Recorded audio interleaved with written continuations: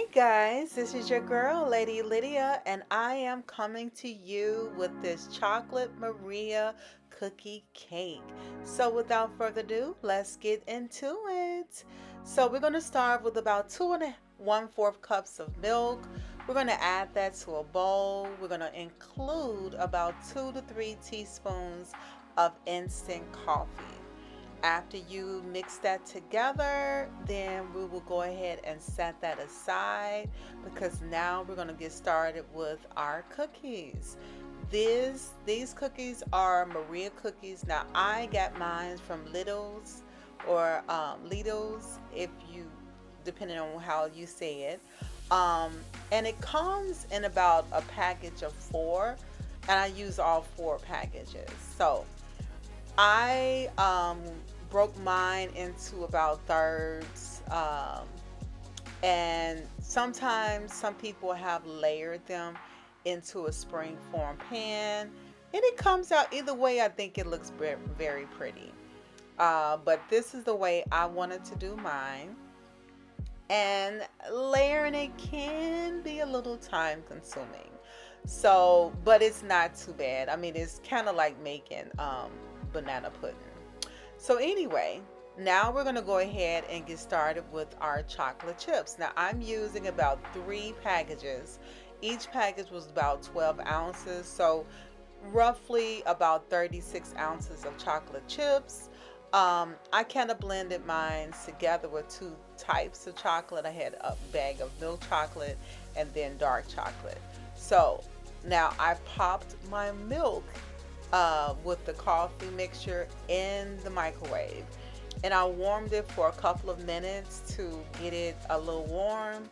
And I poured it over the chocolate. So I'm mixing it together. As you can see, the chocolate chips are starting to melt. However, it gets cold. So I'm going to pop the whole thing into the microwave, including the chocolate, for about, I would say, about 15 second, increments, 15 to 20 seconds, and then take it out, stir it. So you're going to continue this step until you get all of the chocolate chips melted together with the milk. And then after that, you will go ahead and add in your butter. So I'm using about half a stick of melted butter. Then I'm going to blend that together with the chocolate as well. So you want to make sure it's blended in its entirety, making sure that it's well incorporated with the chocolate. Um, the chocolate is a little loose, and we want it this way because it helps to, when it's set, you'll see. And then plus it helps to kind of like soak into the cookies a little bit. So listen, trust the process, okay? So now we're going to pour, I would say maybe close to half of the cookies into a spring form pan. And then we're going to, I would say, in 3 parts. So the first part of the chocolate you pour over the cookies and kind of mix it really well, and then spread it out evenly. Now, as you can see, what you may not be able to see too well, uh, the other amount of cookies are still in the bowl. So I poured another part of chocolate into those cookies and I mixed them in the bowl. So now I'm pouring them all into the spring form pan. These are all of the cookies, which is all 4 packages. So now I'm evening them out. I can't talk today. And when I even them out, I'm going to go ahead and pour over the remaining chocolate. So once you do that, you're going to kind of like, make sure that everything is shaken, that the chocolate goes into the cookies. So you'll see, just kind of like shake the spring form pan a little bit after you spread it all over evenly. Then, hit the bottom, kind of help the chocolate to seep through any cracks or crevices. And then after that, we're going to pop this into the refrigerator, let it set maybe about 30 minutes to an hour. Um, what I did is I put it in there while I was making my ganache. So let's go ahead and get started with that. Now, we're going to put this, as we put this in the refrigerator, we're starting with the ganache. I'm going to go with, I would say, about a half a cup of milk. It's cream actually that I put in there instead of regular milk. And then I'm going to put about a tablespoon of butter. It's heating over the stove. This will help it to combine. We don't want to burn the milk. You want to just warm it. Then we're going to take it out the eye. And I have another bag of chocolate chips. So we're going to pour the milk over to the chocolate chips. And we're going to cover it. I covered mine with a piece of paper towel. And just let it set for about 5 minutes or so, just to kind of help the chocolate chips to melt.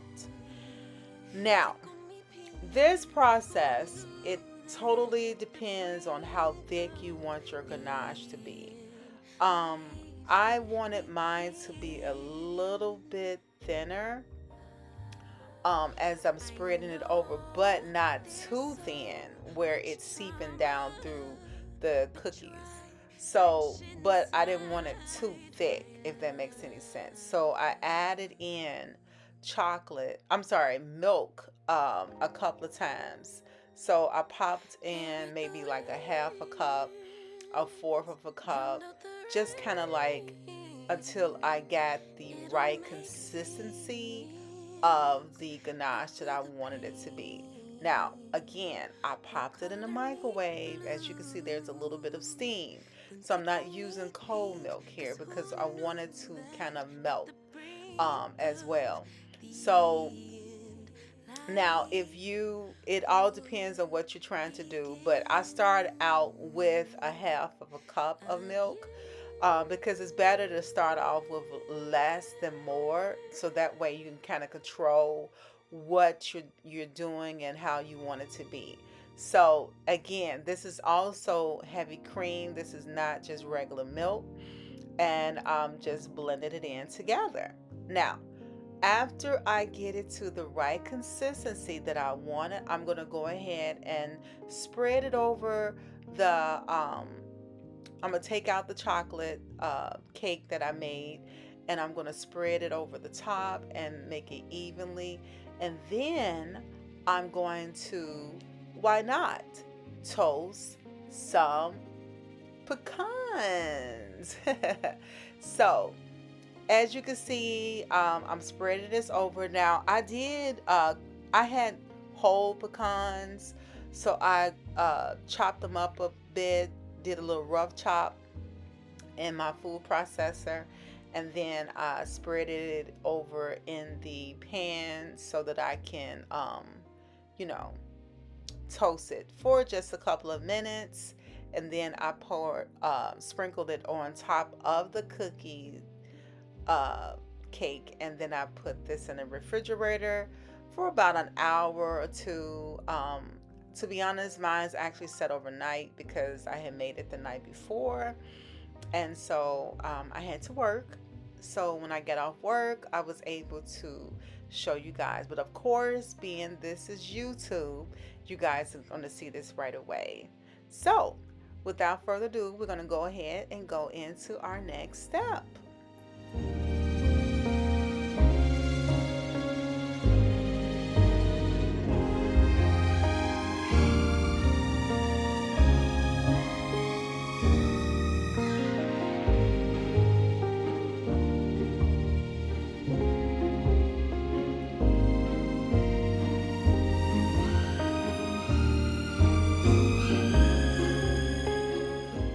All right, guys, and yes, as you know, this is YouTube, so I've popped it out of the refrigerator.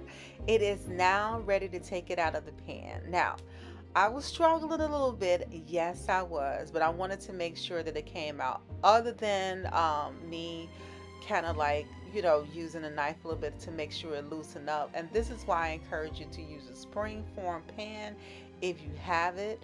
But look at this. This is so pretty. I love how this looks.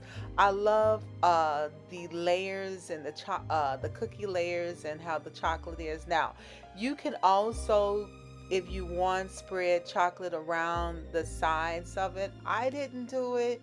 I didn't think it needed it, but you can if you want to cover any imperfections if you feel or whatever, touches your little heart. Now, I'm going to go ahead and get it cut. I did set it out of the refrigerator a little bit just to allow it to cut because chocolate can get a little hard in refrigerator, but it wasn't too hard.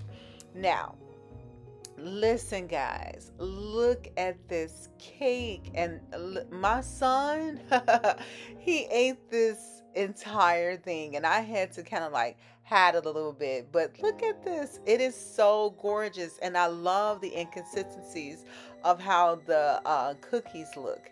You see that? It is so pretty, and this is delicious, guys. You have to try this. I'm telling you, if you love chocolate, you're going to love this cookie cake. Now, again, I encourage you to, make it the way you feel. If you want to play around with the chocolate a little bit, you can do that. As you can see, the cookies are soft. It's a cake, guys. It is truly a delicious cake. I really enjoyed this and I appreciate you guys for watching. I hope you all take care.